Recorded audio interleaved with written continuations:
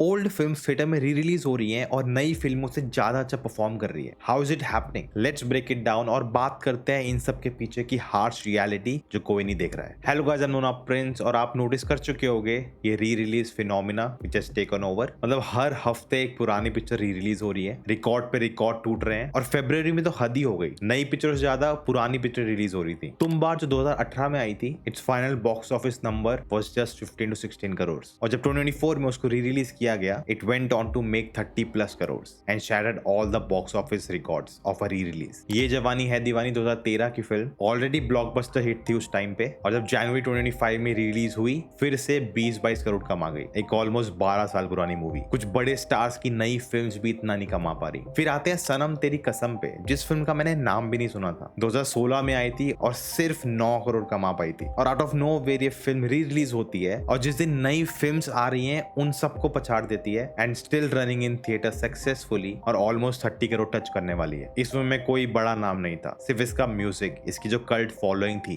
That led to this miracle. इस movie के performance ने पूरी इंडस्ट्री को शॉक कर दिया। So what is going on? Let's break it down. ये री रिलीज का साइन समझते हैं। पहले बात करते हैं बिजनेस साइड से। अब मूवी थिएटर्स जनरली डिपेंड करते हैं बड़ी फिल्म्स पे कि वो बड़ी फिल्म्स आएंगी, कमाएंगी 500, 600, 800, 1000 करोड़ और उसके थ्रू वो पैसा कमा पाएंगे। पर ये बड़ी फिल्में हर हफ्ते नहीं आती, हर महीने भी नहीं आती, बहुत महीनों का गैप होता है। अब उस टाइम में मूवी थिएटर खाली तो बैठ नहीं सकते, उन्हें कुछ ना कुछ दिखाना है जो ऑडियंस देखने आए और उनका थिएटर स्मूथली चलता रहे, वो अपना खर्चा निकाल पाए। और इस गैप को फिल करती थी small films, medium size films, जिनको कहते हैं कंटेंट ओरिएंटेड, जो 40, 50, 60 करोड़, अगर वर्ड ऑफ माउथ बहुत अच्छा हुआ तो 100 करोड़ भी चली जाती थी। और ये फिल्म जरूरी थी मूवी थिएटर बिजनेस को सस्टेन करने के लिए जब तक नेक्स्ट बिग फिल्म ना आए। लेकिन कोविड और ओटीटी बूम के बाद इन फिल्मों का मार्केट खत्म हो गई ऑलमोस्ट, क्योंकि ये इवेंट फिल्म्स नहीं है। लोग इनको ओटीटी पे देख सकते हैं तो पैसा देके थिएटर में क्यों आए? ये फिल्में थिएट्रिकल एक्सपीरियंस डिमांड नहीं करती। तो मूवी थिएटर्स उस गैप को फिल करने के लिए पुरानी फिल्में जिनका बहुत हाई कल्ट वैल्यू है, जिन फिल्मों के लिए उन्हें लगता है ऑडियंस फिर से थिएटर में आएगी, उनको री रिलीज कर रहे हैं। और अगर देखा जाए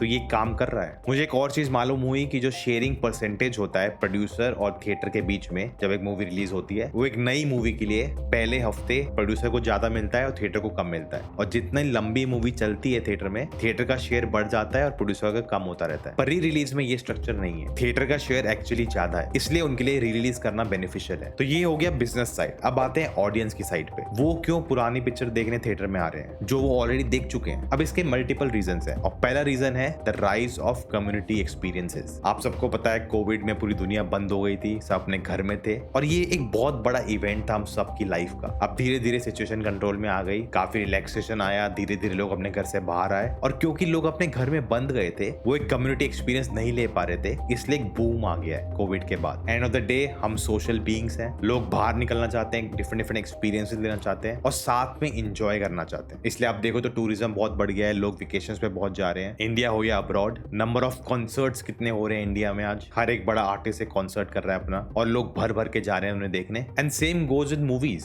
जो मूवी चल जाती है, जिसके पास वो मास अपील होता है, 100, 200, 300 नहीं, सीधा 1000 करोड़ जा रही है, बिल्कुल एक्सट्रीम पे, जो हमने देखा ही नहीं था। लास्ट 2 साल में मल्टीपल फिल्म्स 1000 करोड़ टच कर चुकी हैं। आप कह सकते हो टिकट प्राइसेस ज्यादा है, इन्फ्लेशन है, ये है, बट फिर भी ये कम्युनिटी एक्सपीरियंस का कीड़ा है which has led to these numbers. और इसके पीछे एक और बड़ा फैक्टर है सोशल मीडिया गेम। हर कोई सोशल मीडिया पे दिखाना चाहता है वो क्या कर रहा है अपनी जिंदगी में। एक दिखावे का खेल बन चुका है। हर कोई कॉन्सर्ट देख नहीं रहा है, उसे अपने फोन पे रिकॉर्ड कर रहा है कि वो सोशल मीडिया पे शेयर कर सके। ये इतना हो गया है कि एक बिजनेस बन गया है कि अगर आप कॉन्सर्ट पे नहीं गए, आप किसी को पे कर सकते हो, वो आपके लिए वीडियो बना देगा और आपको शेयर कर देगा और आपने सोशल मीडिया डाल सकते हो कि आप भी वहां गए थे। लोग इतना नीचे गिरने को तैयार है। अरे मूवी थिएटर में ही देख लो, जैसी मूवी स्टार्ट होती है, टाइटल आएगा, सबके फोन निकल जाते हैं फोटो लेने के लिए, सोशल मीडिया पे अटेंडेंस डालने की देखो मैंने देख ली। ऑफ कोर्स ये बहुत एक जनरलाइज पर्सपेक्टिव है, सब इसी रीजन के लिए मूवी नहीं देखते, हर इंसान का सिर्फ ये रीजन नहीं है, बट ये ओवरऑल बहुत बड़ा रीजन है। और उससे आता है पॉइंट नंबर 2 पे, नॉस्टैल्जिया। अगेन कोविड के बाद काफी कुछ बदल चुका है सोसाइटी में, एक अनसर्टेनिटी आ गई है, मार्केट ऊपर नीचे होती रहती है, जॉब्स का कुछ पता नहीं है, दुनिया में इतने सारे वॉर हो रहे हैं, नई नई डिजीजेस आ रही हैं, काफी लोग हार्ट अटैक से मर रहे हैं, इन्फ्लेशन नेक्स्ट लेवल चला गया है। तो बेसिकली काफी ग्रिम सिचुएशन है और ऐसी सिचुएशन में सोसाइटी को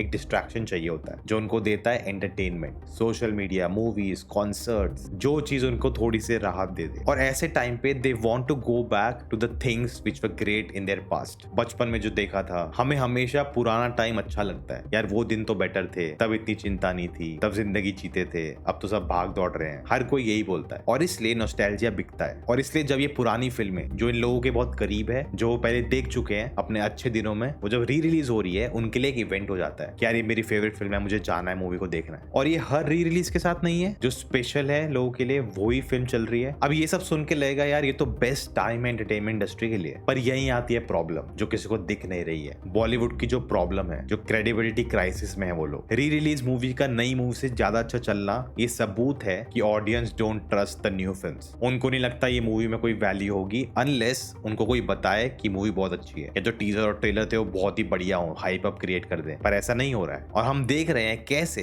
साउथ इंडियन सिनेमा एक राइज पे है, स्पेशली हिंदी रीजन में। It has taken over Bollywood. उनकी पिक्चरें हिंदी में हिंदी फिल्म से भी ज्यादा अच्छा परफॉर्मेंस कर रही है, क्योंकि साउथ इंडियन फिल्म ने एक ट्रस्ट जनरेट कर लिया है हिंदी व्यूअर्स के माइंड में कि आप हमें जब थिएटर में देखने आओगे आपको कुछ बढ़िया दिखने को मिलेगा। ऑफ कोर्स जब एक बिग स्टार लाइक शाहरुख आते हैं आफ्टर 5 इयर्स, वो एक इवेंट बन जाता है, उसकी हाइप नेक्स्ट लेवल होती है, इसलिए लोग जाते हैं देखने। ये एक मूवी लाइक एनिमल जिसके पीछे इतनी बड़ी हाइप थी, टीजर से ट्रेलर से कुछ बहुत ही डिफरेंट देखने को मिल रहा था, उसका वर्ड ऑफ माउथ इतना क्रेजी था कि लोग गए उसको देखने। Movies like Gadar 2 full on nostalgia bet and it work. अब ट्रेंड आ गया है फ्रेंचाइजी और सीक्वल्स का। स्त्री 2 सबसे बड़ी हिट, भूल भुलैया 3 भी काम कर गई। ये सब क्यों हो रहा है? क्योंकि ऑडियंस के लिए ये फिल्में गारंटीड है कि उनको मजा आएगा, उनको जो चाहिए वो मिलेगा और उनके पैसों की वर्थ है ये मूवीज थिएटर में देखना। पर जो न्यू मूवीज है जहाँ उनको ट्रस्ट नहीं है बिल्कुल, वो बिल्कुल उसको देख ही नहीं रहे। और इसलिए आपको दिख रहा है या तो मूवीज 1000 करोड़ कर रही है, 500 करोड़ कर रही है, या तो बस फेल हो रही है। कोई मिडल में है ही नहीं कि कोई 100 करोड़ कर रहा है, कोई 150 कर रहा है, कोई 50 कर रहा है, कोई 60 कर रहा है, नहीं,